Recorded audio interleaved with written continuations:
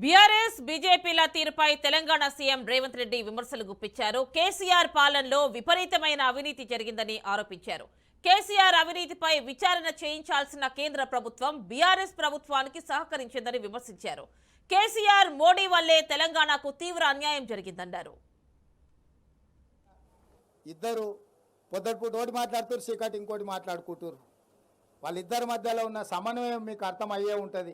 7 సీట్లు కేసీఆర్కు, 10 సీట్లు బీజేపీకి అని మాట్లాడుకొని ఏదైతే ఎన్నికలకు రాబోతుందో, రాబోయే పార్లమెంట్ ఎన్నికలలో సింగిల్ కేసు అయినా కేసీఆర్ కుటుంబానికి వ్యతిరేకంగా మీరు ఎఫ్ఐఆర్ చేసిందా? ఒక్క రూపాయి అవినీతి మీదైనా మీరేమన్నా విచారణ చేపట్టిందా? ప్రతిపక్షంలో మేము ఉన్నప్పుడు పదే పదే మీకే అధికారికంగా ఫిర్యాదులు చేసినాం, కోర్టు నుంచి కూడా ఆర్డర్లు తీసుకొచ్చినా కానీ ఏ రోజు కూడా విచారణ చేయలే.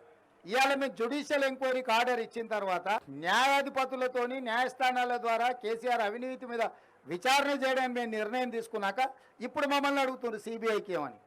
ఏందే అని ఓ బీజేపీ ఆయనను అడిగినా అది మా చేతికి వస్తే మాకు కూడా ఇంత గిల్లుకోనికి అవకాశం ఉంటుంది కదా సార్, మీరు జ్యుడిషియల్ ఇస్తే మాకేం వస్తుందని. అంటే వాళ్ళ ఆలోచన ఎంతసేపు ఉన్నా కేసీఆర్ దోపిడీలో కొంత వాటా తీసుకోవాలన్న ఆలోచనే తప్ప దాన్ని చర్యలు తీసుకోవాలన్న ఆలోచన లేదు.